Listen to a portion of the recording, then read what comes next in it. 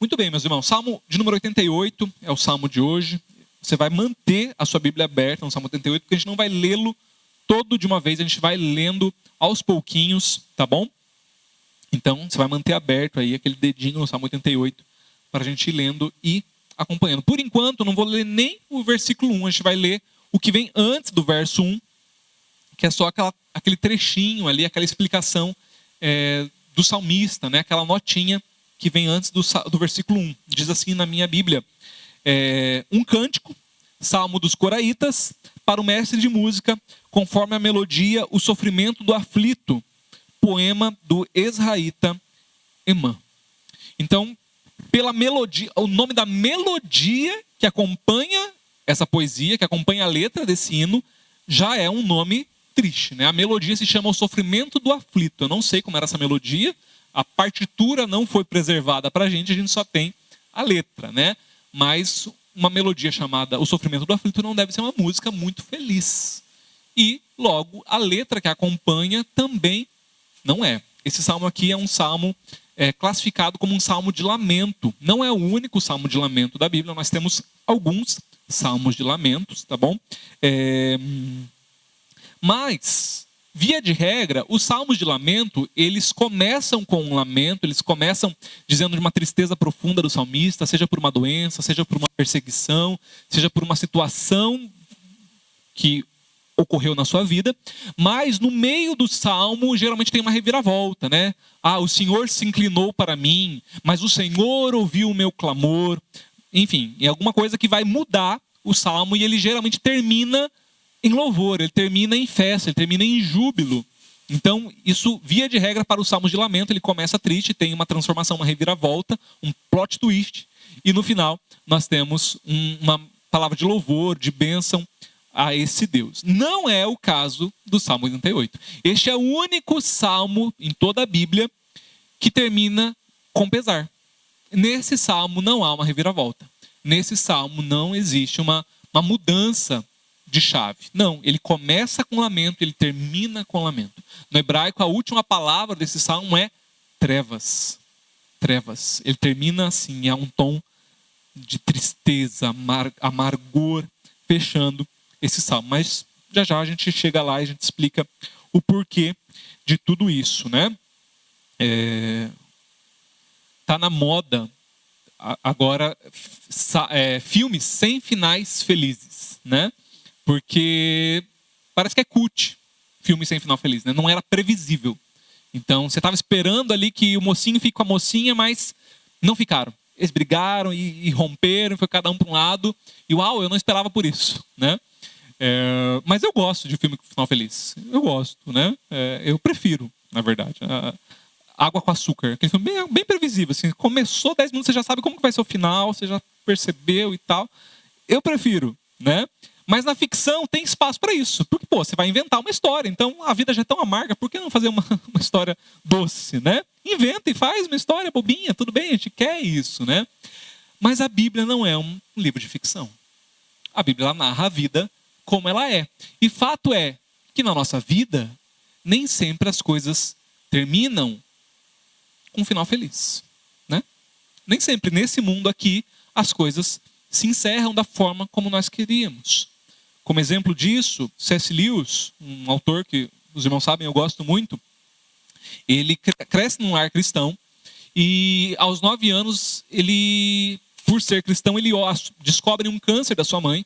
E no relato da biografia, da autobiografia dele, ele vai dizer que a casa, ele lembra do cheiro da casa, a casa cheirava a remédio, ele lembra do tom de tristeza na casa, a mãe era tratada no quarto, e as vozes sussurradas, e a presença do médico dava tremor nele, temor no coração de uma criança. E ele orava ao Senhor que a sua mãe fosse curada.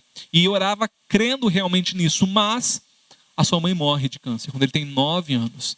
E isso é um baque gigantesco para a sua fé. Ele vai um dia ter um encontro com Cristo de verdade. E ele vai escrever sobre isso num livro chamado Surpreendido pela Alegria. Mas isso abalou a sua fé. Para ele, o final feliz dessa situação seria a sua mãe sendo curada. A sua mãe vivendo muito mais tempo. Inclusive, para quem gosta das Crônicas de Nárnia, deve lembrar que no primeiro livro, O Sobrinho do Mago, ele escreve de uma mãe que está morrendo, a mãe do Dígore, e Aslan dá uma fruta para Dígore, ele leva essa fruta de Nárnia, e a sua mãe, a mãe do Dígore, é curada. E naquele livro de ficção ele escreve o que era o desejo dele de acontecer com a sua própria mãe. O que não aconteceu na vida da mãe dele, ele coloca na vida da mãe do Dígore, né? Ele esperava que o nosso Aslan desse a cura para sua mãe e ela se restabelecesse, vivesse muito mais anos. Mas isso não aconteceu e isso abalou a vida dele. E possivelmente você já vivenciou situações parecidas. Se não tão trágicas assim, de uma morte tão próxima de você, de uma pessoa querida por quem você orou, mas situações adversas na nossa vida. Situações que nós esperávamos uma reviravolta, uma mudança, nós esperávamos que algo fosse diferente e não foi. E não aconteceu como nós queríamos. E, enfim, não foi um final feliz como nós achávamos que merecíamos, que queríamos, né? É o caso desse salmo aqui. Não há, de novo, um final feliz aqui, né? Esse salmo é escrito por um tal de Emã. Ele é um coraíta, então ele é um levita que trabalha no templo como um cantor. Ele trabalha no louvor, ele faz parte do louvor lá do templo. E ele é um servo de Deus, um levita, um possível sacerdote que adora o Senhor, que compõe músicas, mas isso não o impede de estar passando por um momento de crise na sua vida. Tá bom? Então a gente vai lendo aí o salmo aos pouquinhos, a gente vai conversando um pouquinho sobre ele. Então, Salmo 88, versículo 1 e 2 apenas. Diz assim: Ó Senhor, Deus que me salva, a ti clamo dia e noite, que a minha oração chegue diante de ti. Inclina os teus ouvidos ao meu clamor. Então ele já começa logo de cara. Eu sei que o Senhor pode me salvar. Ó Deus que me salva. Ó Deus, meu Salvador. Ó Deus, meu libertador. O Deus que tem todo o poder para me tirar dessa situação. Ele já direciona logo de cara e ele já está deixando claro para a gente. Eu sei quem é meu Deus. Essa situação que eu estou passando, e aqui um parênteses, a gente não sabe, tá? Qual é a situação que ele está passando. Dá a entender, e a linguagem dá esse sentido de ser uma doença. A sensação é que ele está sentindo dores de fato, por várias coisas que ele vai falar ao longo do Salmo. A impressão que a gente tem é que ele tem uma doença. Alguns comentaristas até defendem que talvez ele tivesse lepra. Dificilmente ele, sendo alguém que está ativo no trabalho, no templo, era um leproso, porque a lepra, por ser uma doença tão contagiosa, a pessoa que sofria dela ela tinha que se resguardar e se afastar de qualquer convívio social, quem dirá do serviço no templo. Então, não tinha como ele ser leproso e ao mesmo tempo estar ativo no templo, tá bom? Então, a gente não sabe se ele de fato tinha uma doença no seu corpo ou se a situação que ele está passando ele compara com uma doença, como alguém que está à beira da morte. Às vezes não é de fato a morte, mas ele sente como se fosse, né? Ele sente aquela situação, uma perseguição, talvez uma depressão, algo que lhe tira as forças, ele sente como uma doença no seu físico, uma doença que rouba as suas forças físicas de fato, tá bom? O fato é que a gente não sabe, tá bom? Mas é algo grandioso. E ele está dizendo aqui, apesar disso, apesar de eu estar passando por problemas adversos, o meu Deus não mudou. E a minha fé continua a mesma. O Senhor ainda é o Deus que me salva. Dia e noite clamo diante de ti. Não só eu sei quem é o Deus que me salva, como eu continuo o buscando. Eu continuo buscando esse Deus. Então, perceba, um crente, né? Alguém que crê no Senhor, que trabalha para o Senhor, ativo no trabalho, que tem uma vida de oração muito, muito ativa. Ele ora dia e noite, tem uma vida ativa de oração, de busca ao Senhor. Não era alguém que abandonou o Senhor. Não era alguém que largou-lhe mão do Senhor. Não. Já fazia e no meio da adversidade continua fazendo. Isso é importante porque tem gente que vê alguém passando por um período de sofrimento, uma luta pessoal, uma situação dentro de casa, na família, uma situação na sua saúde, e logo vai dizer que essa pessoa não tem Deus. Ah, isso é falta de Deus. Isso é porque não busca Deus. Isso aí é castigo de pecado. E aqui na Bíblia, em vários outros personagens, como em Jó, por exemplo, como naquele cego que Jesus e os discípulos encontram, nós temos muito claro a posição de que não. De que o sofrimento É resultado desse mundo caído que nós vivemos. Mas não necessariamente vai ser uma ação direta por causa de um pecado pessoal. Algumas vezes pode ser. Mas não necessariamente, longe de necessariamente ser assim. Aqui nós vemos um servo de Deus, ativo, que busca o Senhor e que está passando por uma situação dessa. Dia e noite eu clamo ao Senhor todos os dias. É a minha oração constante. E ainda assim, eu tenho passado por isso. Que a minha oração chegue diante de ti. É como um súdito falando com o rei. Olha, eu queria uma palavrinha com o rei. Eu queria um momento na presença do rei. Eu só queria que ele atentasse para o meu clamor. Eu só queria que ele ouvisse o que eu tenho a dizer. Que a minha oração pudesse chegar a ele. Inclina os teus ouvidos ao meu clamor. Eu já falei isso aqui falando num outro contexto, né? Sempre que eu vejo isso do inclina os teus ouvidos, eu me lembro muito de uma relação de um pai com uma criança, né? Já viu criança quando está num ambiente que ela não está confortável, cercada de gente que ela não conhece, tal, e você vai perguntar, tá tudo bem? E ela pede para você, abaixa aí que eu falo no seu ouvido, né? Eu não tenho coragem de falar aqui na frente de todo mundo, mas se inclina aí que eu te falo. É essa relação aqui. Inclina os teus ouvidos, Senhor. Inclina, porque para o Senhor eu falo. Diante do Senhor eu me derramo. Não é com todo mundo que eu faço isso. Não é em qualquer ambiente que eu tenho coragem de abrir o meu coração, mas diante do Senhor eu me exponho. Diante do Senhor eu falo o que eu tenho para dizer, né? Eu confio no Senhor. E o Senhor é grande. A grandeza desse Deus que tem que se inclinar até mim. Eu sou pequeno, eu sou pequenininho, mas o Senhor é o Deus grandão. O Senhor é grande, o Senhor é poderoso. E eu preciso que o Senhor venha ao meu encontro. Que o Senhor se incline, porque eu não consigo chegar ao Senhor se o Senhor não vier até mim. Então essa é a ideia aqui, né? E aqui nós já vemos um dos principais motivos da grande aflição de Emã. Ele queria que Deus o ouvisse. É isso. O grande sofrimento que ele tem não é simplesmente a sua dor física ou a sua dor emocional, seja lá o que está acontecendo com ele. Não. É o fato de que eu preciso do Senhor. É alguém que diversas vezes ele vai dar essa sensação para a gente que eu não sei se Deus está me ouvindo. Eu não sei se o Senhor me ouve. E eu preciso que o Senhor me ouça. Esse é o maior desespero dele. É uma coisa que os teólogos vão chamar de a noite escura da alma. Já passou por isso? Aquela sensação de orar e o socorro não vir. Ou você fala com Deus e nem o alívio vem. Porque tem situações onde a gente ora e a resposta não vem como a gente queria. Você ora pela cura e a cura não vem.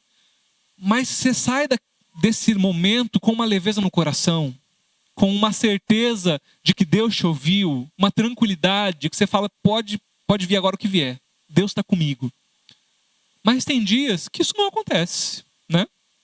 Não sei se sou só eu, se eu sou um crente tão péssimo assim, pode ser. Mas imagino que isso já aconteceu com você também. Nós oramos e nem o alívio acontece. É o que a teologia vai chamar de a noite escura da alma. Porque a noite tem disso, né? Falei aqui quarta-feira disso, falando de um outro salmo, salmo número 30, sobre a noite, o que é a noite na visão do salmista, né? A noite é um momento de aflição, irmãos. E a noite, para a gente hoje, já é um momento aflitivo, né? A noite parece que tudo piora. Quem já tem ou já teve filho pequeno em casa sabe. Uma febre 2 da tarde é uma coisa. Uma febre 2 da manhã, numa criança, é outra coisa. É muito mais desesperador. É muito mais preocupante. O coração fica na boca. De madrugada tudo parece que piora, tudo se potencializa. Hoje, imagina no tempo do salmista. Imagina nessa época aqui, onde não tinha um ibuprofeno, você dá para criança, não tinha um paracetamol para você dar. O que tinha para você fazer? Você molha um pano com água, se você tiver água lá, se você tirou do poço, né? Você molha um pano com água e você coloca na testa. E só. E não tem mais nada para fazer. E você ora. Como é que você vai sair? Não tem a claridade que tem na cidade hoje. Não tinha isso. A noite era breu total. Não tinha uma farmácia 24 horas, não tinha um PS aberto a qualquer momento. Não. A noite é aquele momento onde você clama, você grita e ninguém te ouve. Então é essa sensação que Emã tem aqui. Eu clamo ao Senhor e eu preciso que o Senhor se incline a mim e eu preciso que o Senhor faça isso. Quem já passou por isso, de perder o sono à noite, por qualquer situação que seja, né? Sabe aquela noite que o sono vai embora? Você fica lá fritando o bolinho, né? Vira de um lado, vira do outro, faz assim, fica de bruços. E o sono foi embora. Uma insônia, não precisa nem estar com dor, não precisa nem estar com problema. Uma insônia por si só é angustiante. Com dor é muito mais. Às vezes a gente passa por situações assim, literalmente, à noite. Às vezes não. Às vezes é meio-dia. Mas para você o dia é escuro como a noite. Você está atravessando um vale escuro. Você está atravessando uma noite escura da alma. E Emã estava assim. E aí ele descreve seu sofrimento. Versículo 3 em diante. Tenho sofrido tanto que a minha vida está à beira da sepultura. Sou contado entre os que descem a cova. Sou como um homem que já não tem forças. Fui colocado junto aos mortos. Sou como os cadáveres que jazem no túmulo, dos quais já não te lembras, pois foram tirados de tua mão. Olha o linguajar dele, como é pesado, né? Eu estou à beira da sepultura, ele vai dizer no versículo 3. É como se ele estivesse dizendo, eu estou na beiradinha da sepultura. Já cavaram a minha cova e eu estou aqui, na beirada. É um sopro, é um empurrãozinho. E eu caio. Ele está dizendo, Senhor, eu não aguento mais.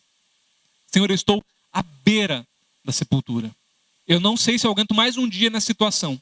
Eu estou quase morrendo. Por favor, intervenha. Eu não consigo mais, eu estou farto, eu cansei. Chega, não quero mais sofrer. Não consigo mais nem um pouquinho. Não tem mais para onde eu ir. Sou contado como os que descem a cova. Aqui a ideia é de imagina um soldado numa guerra. E de novo, não no nosso tempo.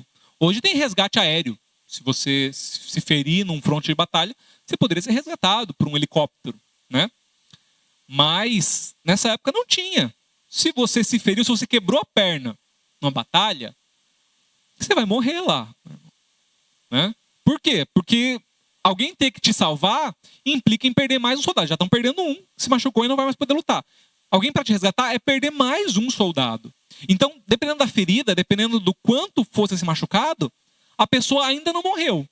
Mas ela já é largada junto com os mortos. Ela já vai para uma vala comum. E espera a morte chegar aí, meu filho. Porque não tem o que fazer, não tem como te tirar, não tem como te resgatar. A batalha está acontecendo, não tem o que fazer. Ele está tendo essa sensação, eu sou como um soldado ferido que foi abandonado. Eu estou vivo, mas eu já sou contado entre os mortos. As pessoas olham para mim e acham que eu já morri. Por mais que eu fale, não, eu estou vivo. As pessoas falam, não, é uma questão de tempo. Aguenta aí que você já morre. Eu já sou contado entre os mortos. Eu fui colocado junto aos mortos. Versículo 6. Puseste-me... Olha, presta atenção agora no pronome que ele usa aqui. Ele vai falar tudo na segunda pessoa. Puseste-me... Lembra, ele está falando com Deus. Na cova mais profunda, na escuridão das profundezas. Tua ira pesa sobre mim. Com todas as tuas ondas me afligiste. Afastaste de mim os meus melhores amigos e me tornaste repugnante para eles. Estou como um preso que não pode fugir. Minhas vistas já estão fracas de tristeza. A ti, Senhor, clamo cada dia. A ti ergo as minhas mãos. Olha a forma como ele fala. Puseste-me a tua ira. Afastaste-me. Ele está falando com Deus. Sobre Deus. E aos nossos olhos cristãos do século 21, ocidentais que somos, isso parece quase uma blasfêmia. Dizer que, olha, que isso está vindo do Senhor, mas não, tanto não é uma blasfêmia que está na Bíblia. Né? Isso é a palavra do Senhor, inspirada pelo Espírito Santo do Senhor. Então, não é. Às vezes nós perdemos o tino, nós perdemos a percepção de que o Senhor é todo poderoso. De que o Senhor é totalmente soberano sobre todas as coisas. E por perder essa percepção, por às vezes ver um Deus fraco, um Deus que não é capaz de fazer tudo, inclusive de nos tirar das maiores enrascadas, se esse for o seu querer, de curar qualquer coisa assim com estalar de dedos. Por perdermos essa percepção, nós perdemos também o consolo que há em saber que muitas das nossas aflições são permissão de Deus. E há consolo nisso, irmãos. Há consolo nisso. Sabe por quê? Porque não haveria consolo nenhum na minha vida se eu soubesse que tudo que eu passo é exclusivamente ação de um diabo, de um adversário sobre o qual Deus não tem controle nenhum. Eu teria motivos para me desesperar. Se todas as lutas da minha vida fossem por ocasião de demônios e que Deus não tem intervenção sobre isso, ou então que os meus inimigos é que controlam os meus dias maus, que homens maus é que regem e fizeram uma armadilha e só por isso é que as coisas aconteceram sobre mim, eu não teria consolo nisso. Porque eu não sou amado por demônios, eu não sou benquisto pelos meus inimigos. Mas quando eu entendo que tudo, mesmo os meus dias maus, mesmo as minhas enfermidades, mesmo os piores momentos da minha vida, o Senhor ainda está no controle. O Senhor é todo poderoso. E que se eu estou passando por isso, isso é no mínimo permissão do Senhor. Eu descanso. Porque Ele eu sei que me ama. Porque esse Deus, ainda que permita que eu passe por vales de sombra e de morte, Ele está comigo. Mesmo quando eu não vejo. É o Deus que me guarda. É o Deus que me ama. É o Deus que me chama de filho amado. É o Deus que, como o Edmundo descobriu aqui, amou o mundo de uma forma tal que deu o seu filho. Se Ele se entregou seu próprio filho para morrer por mim, como é que eu não vou descansar na certeza de que Ele me tem nas suas mãos, mesmo eu atravessando os piores dos meus dias? O fato de saber que Deus nunca perdeu o controle, de que Ele tem a história nas suas mãos, e de que tudo isso, ainda que difícil de entender, ainda que difícil de passar, o Senhor está no controle. O Senhor está cuidando. Isso me traz consolo. Não, o diabo não tem o controle da história da minha vida. Os meus inimigos não têm o controle da história da minha vida. Doença nenhuma decreta a minha vida. Quem decreta a minha vida é o meu Pai Celestial. É o Deus que me ama, é o Deus que me chama de filho amado. E nisso há descanso. Então, mesmo quando Emã vai dizer aqui de forma tão bruta e tão sincera, rasgando o seu coração dessa forma tão sincera, né? Foi o Senhor quem fez isso. Não é que ele entendia que foi uma ação direta de Deus. Assim como, por exemplo, lá em Jó. Lembra a história de Jó? Lá em Jó 1:21, quando Jó perde os seus filhos, todos mortos, ele vai dizer: o Senhor deu e o Senhor tomou. Bendito seja o nome do Senhor. Nós sabemos, foi Deus quem matou os filhos de Jó? Diretamente não. Foi uma ação do inimigo, foi o próprio Satanás, o diabo, quem arquitetou todo um plano ali para que os filhos dele morressem, com a ideia de fazê-lo blasfemar e renegar ao Senhor. Mas Jó entendia, o Senhor tem o controle. Então, o Senhor tem a história nas suas mãos. O Senhor nunca perdeu essa capacidade de fazer isso. Paulo, sabendo quem é o seu Deus, ele vai dizer que ele orou por diversas vezes, por 3 vezes ele orou falando: Senhor, tira de mim esse espinho da carne. Possivelmente o espinho da carne dele era um problema na visão. A gente sabe que Paulo fica, né, com um problema de visão ao longo da vida. E talvez era isso que ele estivesse falando, não sabemos, mas é um bom palpite. E ele pede: Senhor, por favor, tira esse espinho, por favor, me cura, por favor, dá uma resposta. E o Senhor vai dizer: não.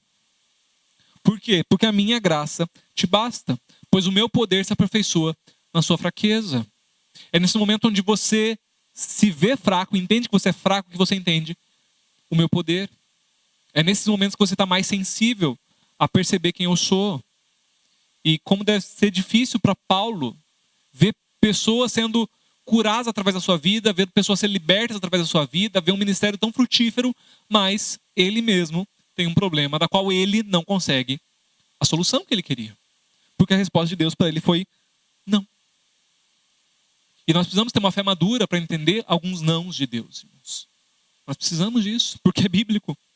Porque por diversas vezes nós vamos receber não de Deus. Faz parte da vida cristã. Nós não gostamos, nós não queremos. Nós queremos a cura imediata, nós queremos a restauração para ontem.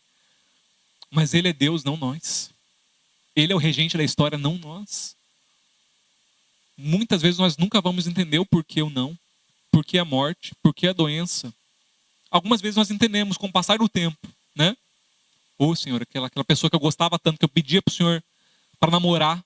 Nossa, graças a Deus o Senhor me livrou, hein? Que livramento. Louvado seja o Senhor. Alguns nãos a gente entende. Outros, nunca entenderemos. Talvez nunca nem no céu. Não sei. Mas fato é, o Senhor continua regendo a história. E Emã sabe disso. E Emã tem plena consciência. Tanto ele sabe que ele vai argumentar com Deus. Agora ele entra na parte de... Não, peraí, vamos sentar e vamos conversar. Peraí, não. Chega, vamos falar sério agora, né? Versículo 10. Acaso mostra as tuas maravilhas aos mortos? Acaso os mortos se levantam e te louvam? Será que o teu amor é anunciado no túmulo e a tua fidelidade no abismo da morte? Acaso são conhecidas as tuas maravilhas na região das trevas e os teus feitos de justiça na terra do esquecimento? Ele vai dizer, olha, o que o senhor ganha com a minha morte? Falando sério. O que o senhor ganha com isso? Nada. Nada. Acaso mostra as tuas maravilhas aos mortos? Não mostra. Se eu vivo, eu sou uma testemunha aqui. Olha só, o senhor ganha uma testemunha aqui. Se eu ficar vivo, se o senhor me curar, se o senhor me restaurar, se o senhor mudar a situação, eu fico aqui na terra dos vivos e eu conto para eles que o senhor é bom. Olha só, o senhor ganha uma testemunha. Agora, se eu morrer, o senhor vai contar para os mortos? Não vai. Então, assim, é jogo para o senhor me deixar vivo. Pensa com carinho. Pensa a respeito disso, né? Acaso os mortos se levantam e te louvam? Lembra? Emã trabalha com louvor no templo. Ele é um cantor. Ele é um coraíta, um compositor de hinos e cantor, possivelmente. É com isso que ele trabalha. Ele está dizendo, olha, se eu morrer, é um a menos para te servir dessa forma. É um a menos no louvor. De novo, não é jogo isso, né? Acaso são conhecidas as suas maravilhas na região das trevas e os teus feitos de justiça na terra do esquecimento? A terra do esquecimento, irmãos, é o cemitério. É o cemitério. Não importa quem você seja. Não importa o quanto você se ache importante. Quem vai para lá, em alguns anos, é esquecido. É esquecido. Faz um teste. Você, com certeza, sabe o nome dos seus pais. Espero, né? Sejam eles vivos ainda, tomara que sim, ou se já se foram. Você sabe o nome deles. São pessoas queridas por você, né? Amadas por você, você sempre vai lembrar deles. Tem um casal de pais. Você tem 4 avós. Um casal paterno, um casal materno. Possivelmente você sabe o nome dos 4, de cabeça, assim. Possivelmente. Mas a coisa começa a complicar. E os seus 8 bisavós? Você sabe o nome de todos eles? Dos 8. Você deve saber de uns 4, 5 fazendo uma força ali. Bisavós, pessoas próximas a você. Estavam vivas até o quê? 20, 30 anos atrás? Pessoas ativas na sociedade, trabalhando. E os seus 16 tataravós? De quantos você se lembra? De quantos deles você sabe o nome de cabeça? Você sabe a história deles? Não sabe, né? Sua família. Vê como rapidamente a gente vai ser esquecido, irmãos? Isso vai acontecer com a gente também. Porque a morte faz isso. Triste, né? Pensar nisso. Mas isso nos coloca no nosso lugar, sabe? Qualquer sensação de altivez, de achar que eu sou bom, de que eu sou alguém. Irmãos, essa vida passa. Passa. E os nossos feitos grandiosos, coisas pelas quais nós brigamos, nós compramos brigas com os outros. E nós nos achamos no direito de ficar anos sem falar com alguém por uma situação. Você vê como tudo isso fica pequenininho. Ao longo da história ninguém se lembra. Ninguém se lembra. A terra do esquecimento é isso. É esse lugar depois da morte. E, de fato, que o nosso nome morra. E que o nome de Cristo seja lembrado. Que ele cresça, que eu diminua, que ninguém se lembre de mim, não precisa lembrar. É isso que Emã está falando. Senhor, quando eu me for, as pessoas vão esquecer de mim. Mas enquanto eu estou aqui, eu estou trabalhando, eu estou te servindo, eu estou fazendo alguma coisa para o Senhor. E perceba, ele não está só barganhando com Deus. Ele não está só falando da boca para fora, como alguém que está desesperado, se agarrando à vida. Não. Ao que parece, ele está realmente preocupado com louvor a Deus. Ele está realmente preocupado com isso. Senhor, quem que vai continuar fazendo se eu me for? Quem que vai permanecer? Se eu sair, se eu não mais estiver aqui, vai ser um prejuízo para o teu reino. E cara, ele está falando com Deus. Ele tem moral para falar isso diante de Deus. Olha que homem. Minha pergunta é, você teria moral para isso? Sinceramente, se você morresse hoje, seria uma perda para o reino de Deus? Você é uma pessoa tão ativa que usa os seus dons para falar de Deus. Você é uma pessoa que faz tanto pela causa do evangelho. Você poderia fazer essa oração de irmã?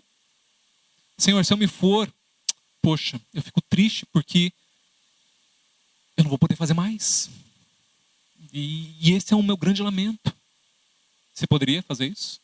Realmente a sua vida aqui seria um prejuízo tão grande. Eu não estou falando para a igreja. Eu estou falando para o reino de Deus.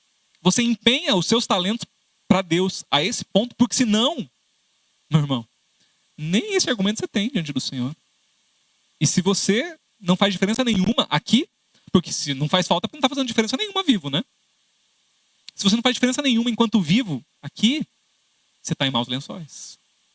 Em péssimos lençóis, na verdade. Quer dizer que você tem talentos enterrados. Dons e talentos que você deveria estar servindo ao Senhor. Emã tem. Ele canta no templo.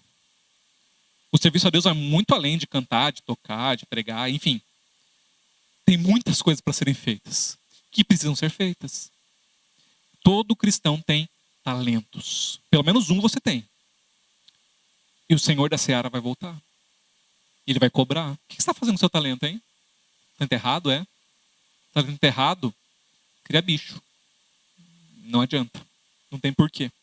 Emã diz, Senhor, enquanto eu estou aqui, eu estou trabalhando. Enquanto eu estou aqui, eu estou servindo. Eu estou tentando.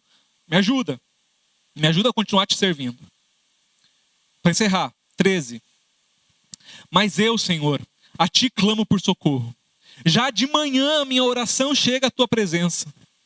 Porque, Senhor, me rejeitaste e escondeste de mim o teu rosto. Desde moço tenho sofrido e ando perto da morte. Os teus terrores levaram-me ao desespero.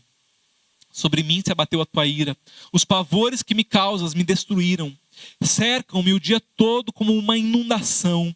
Envolvem-me por completo. Tiraste de mim os meus amigos e os meus companheiros. As trevas são a minha única companhia. A gente fica procurando, né? Cadê o final? É isso. Esse é o final.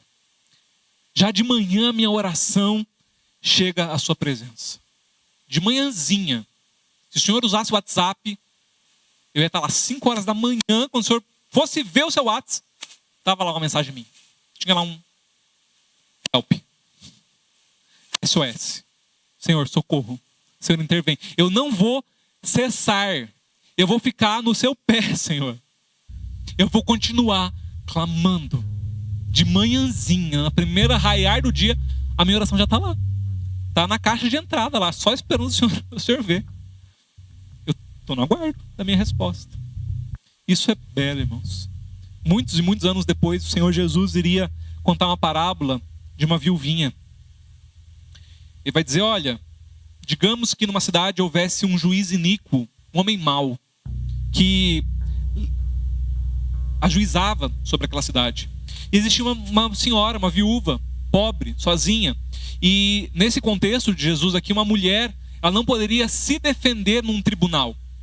Ela precisava de um homem para isso. E uma viúva que não tinha um marido e que não tivesse filhos homens, ela estava perdida na vida.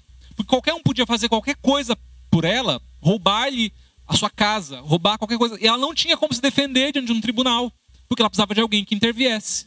Era o caso dessa mulher. Então ela descobre, muito perspicazmente, descobre onde o juiz mora. Fala, bem, no tribunal eu não posso ir, mas eu vou lá bater na casa desse homem. Ela vai na casa do homem e ela começa a insistir. Por favor, olha a minha causa. Por favor, intervém. E na parábola de Jesus, esse homem é mau. Só que essa mulher insiste tanto, ela fica tanto no pé dele, que ele fala, quer saber, enquanto eu não responder, essa mulher não me larga do pé. Ela não vai me deixar em paz. Então eu vou responder logo, que é para pelo menos ela me deixar em paz.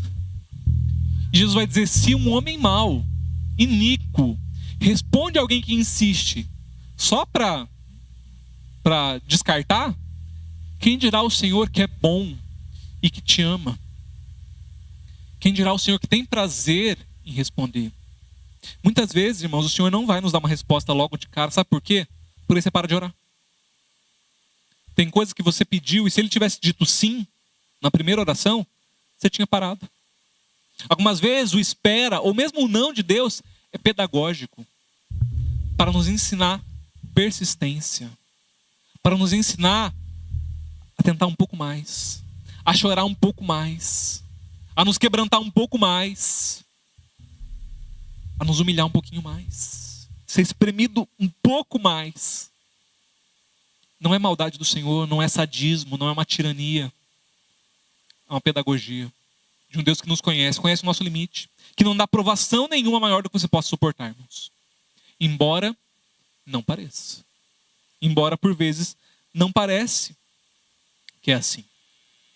Eu falei aqui de manhã, né, e tenho dado boletins médicos para vocês, né? Muitos irmãos têm se preocupado com a minha saúde desde que há 3 semanas atrás eu compartilhei mais abertamente com os irmãos, né? Eu tenho sofrido já há 3 anos de uma doença chamada hidradenite supurativa, uma doença rara, crônica, não tem uma cura definitiva, não é transmissível, não tem um porquê também, mas é uma doença que causa infecções, inflamações na pele. E enquanto está no período de crise, que é quando as inflamações vêm, é extremamente dolorido, né? E como eu falei, já fazem 3 anos que eu luto com isso, muitos irmãos não sabiam, mais recentemente que isso se intensificou. Eu venho compartilhando, por vezes, pedido de oração. E nessas últimas 3 semanas, a luta tem sido grande. Nessa semana, né, no domingo eu estava bem aqui, estava melhorando, feliz. Na segunda-feira voltei a piorar. De terça para quarta-feira, falei de manhã, foi a primeira vez que essa doença me levou às lágrimas de fato. Foi a primeira vez. Depois de um banho de madrugada, que eu não conseguia dormir, e a água morna ajuda, eu não conseguia me secar. Porque as feridas estavam tão doloridas que eu só conseguia tremer e chorar. E por um tempo eu fiquei assim, parado. A Aline já estava dormindo, também com a saúde debilitada. E eu só conseguia chorar e soluçar. E pedindo: Senhor, por favor, intervém. Então, quem está falando aqui, irmãos, não é alguém que fala do alto de um pedestal, como alguém que não passa por dificuldades. É alguém que fala: estamos juntos. Estamos na luta. Às vezes na noite escura da alma. Sim. Passando por situações, sim. E que você também. E a minha luta não é maior do que a de muitos aqui. Não falo isso para dizer o quanto eu sou um coitado, o quanto eu sou um sofrido. Não. É para dizer que, cara, a gente está junto nessa. Nessa vida passamos por isso. Temos essas coisas. Por vezes é difícil, irmãos, eu sei. Nessa madrugada de terça para quarta não consegui dormir. Deitei, fiquei até 2 horas. De meia-noite às 2 eu dormi. Das 2 eu acordei, fiquei até 4h30 fritando bolinho na cama. Não consegui mais, levantei. E não há alívio, deitado não há alívio, sentado não há alívio, em pé não há alívio. Então, a gente passa por isso. Há situações que nós passamos por isso. Mas, não somos os únicos. Personagens bíblicos, homens e mulheres santos de Deus passaram por isso. Ao longo da história da igreja, pessoas passaram por isso. Já a gente vai terminar cantando o hino Sou Feliz com Jesus. Eu não sei quantos conhecem a história desse hino. Seu Horácio, seu compositor, casado com Dona Ana. Eles têm 4 filhos. Aliás, 5 filhos. 1 menino, 4 meninas. E no ano de 1870, o seu filho de 4 anos morre depois de uma febre convulsiva. Ele perde o seu filho, seu primogênito, Horácio. Também levava o nome do pai. Em 1871, um ano depois da morte do seu pai, um grande incêndio na cidade onde ele morava nos Estados Unidos, um grande incêndio destrói 1/3 da sua cidade. E ele, como empresário, perde quase todas as suas posses por causa disso. Reconstrói a sua vida, continua a sua vida, ele, sua esposa, suas 4 filhas, um servo do Senhor. Em 1873, eles estão indo como família para a Europa, numa viagem missionária, uma cruzada evangelística na Europa, saindo dos Estados Unidos, e todos eles iriam de navio para lá, mas ele, por um imprevisto, acaba tendo que ficar um pouquinho na cidade, e ele envia sua esposa e suas 4 filhas à frente. As passagens já estavam compradas, ele fica em Nova York, E a sua esposa e as 4 filhas vão. Em 1873, um naufrágio acontece. Esse navio se choca com outro navio e vai a pique. A sua esposa só consegue mandar um telegrama para ele dizendo: viva, porém só. As 4 filhas deles morrem nesse naufrágio. Um tempo depois, ele vai ao encontro da sua esposa para a Europa, poucos dias depois. E quando ele estava passando pelo local do acidente, no meio do oceano, alguém lhe fala: foi aqui o acidente que tirou a vida das suas filhas.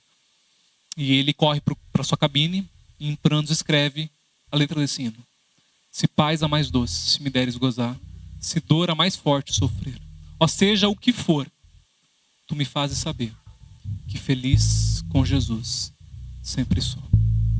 Não importa o que eu estiver passando, não importa o que vier. A vida é cheia de altos e baixos. Um dia estamos bem, estamos comemorando, no outro dia estamos perdendo o sono. A minha felicidade não depende disso. Se dor a mais forte, se paz a mais forte ou se dor, não importa. A minha alegria está residindo em Jesus. Porque não importa se aqui não há um final feliz. Algumas vezes não vai haver, irmãos. Mesmo, infelizmente. Mas aqui não é o fim. Aqui não é o fim das coisas. Já contei para vocês uma história. Alguns de vocês, né? Se lembram? Um casal de missionários aposentados que serviram ao Senhor durante toda a sua vida no campo. E se aposentam no campo e voltam para sua terra. E voltam felizes, radiantes, serviram ao Senhor, cumpriram a sua missão, estão voltando para casa finalmente. E eles vêm de retorno e crendo que haverá uma festa para eles. A sua igreja, a igreja que os enviou um dia, a igreja para a qual eles reportavam notícias, a igreja que sabia que eles estavam se aposentando e finalmente voltando para casa, voltando para sua terra. Eles acreditavam que a sua igreja ia fazer uma festa, ia estar no aeroporto esperando, com cartazes, com balões.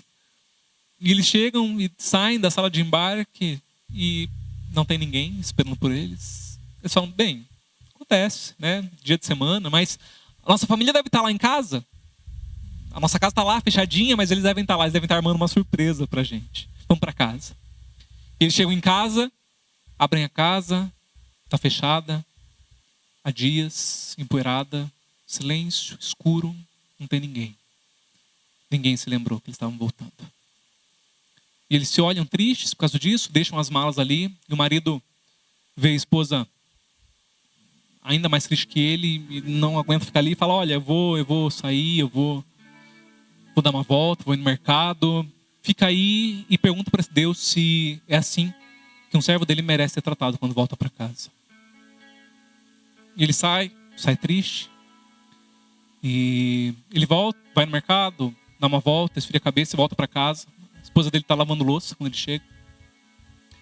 Ele fala: e aí? Falou com Deus? Ela falou: falei. Ah, é? E o que ele falou?